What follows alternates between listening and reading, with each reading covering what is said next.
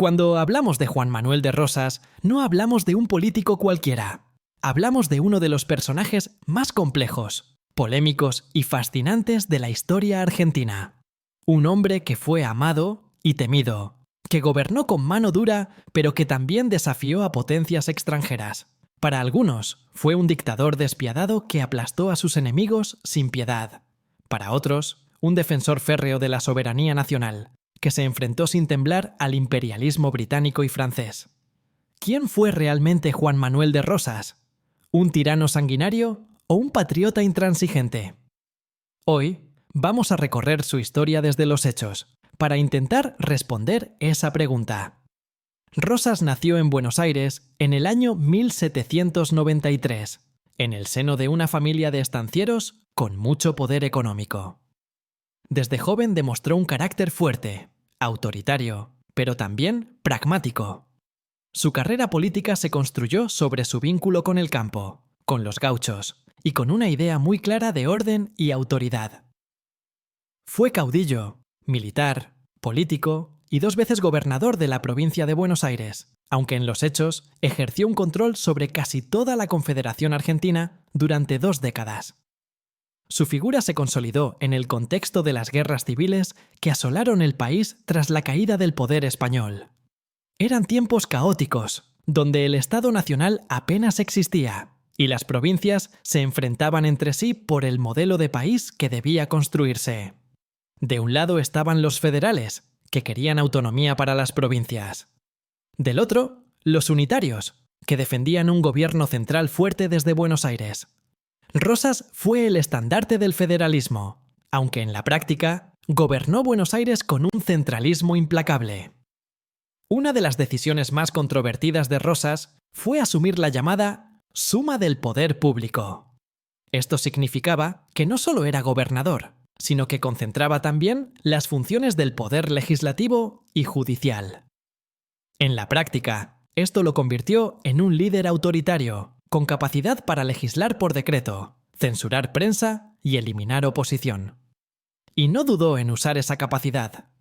Bajo su mando, la llamada Mazorca, una fuerza parapolicial que respondía a sus órdenes, se encargó de perseguir, reprimir y muchas veces eliminar a quienes se oponían a su régimen. El terror político se convirtió en parte del sistema. Había listas negras, delaciones, ejecuciones públicas y castigos ejemplares. Muchos de sus opositores fueron asesinados, exiliados o silenciados. En este sentido, no hay dudas. Rosas ejerció el poder con rasgos dictatoriales. Pero al mismo tiempo, no se puede negar su papel en la defensa de la soberanía nacional frente a potencias extranjeras.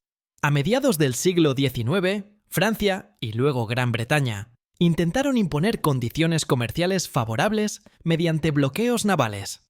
La idea era obligar a la Confederación Argentina a abrir sus ríos a la navegación internacional y a aceptar la intervención europea en conflictos internos, como la independencia de Uruguay.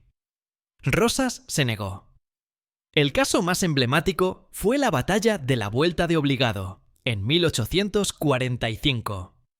En ese enfrentamiento, Rosas ordenó encadenar el río Paraná con gruesas cadenas de lado a lado, colocando baterías de cañones a lo largo de la orilla para impedir el paso de barcos franceses e ingleses.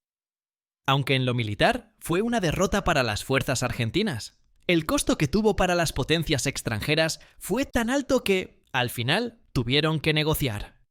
No lograron imponer sus condiciones. Y ese fue un logro de Rosas. Este episodio lo convirtió en símbolo de resistencia para muchos, a tal punto que incluso figuras que lo detestaban ideológicamente, como Bartolomé Mitre, reconocieron el valor de su gesto. Más de un siglo después, la fecha de esa batalla fue declarada Día de la Soberanía Nacional.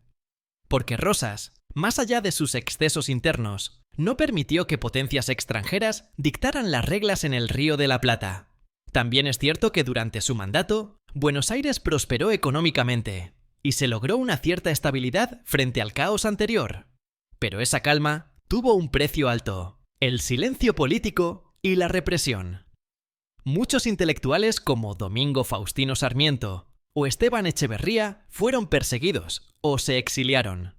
Las ideas liberales, el debate abierto y la disidencia fueron prácticamente eliminados del espacio público. Rosas quería orden, pero su orden era de hierro. Su caída llegó en 1852, tras la batalla de Caseros, cuando fue derrotado por Justo José de Urquiza, un antiguo aliado que se le rebeló. Rosas huyó a Inglaterra, donde vivió exiliado el resto de su vida en una finca rural, alejado de la política, escribiendo cartas y observando desde lejos cómo cambiaba el país que había gobernado con puño firme.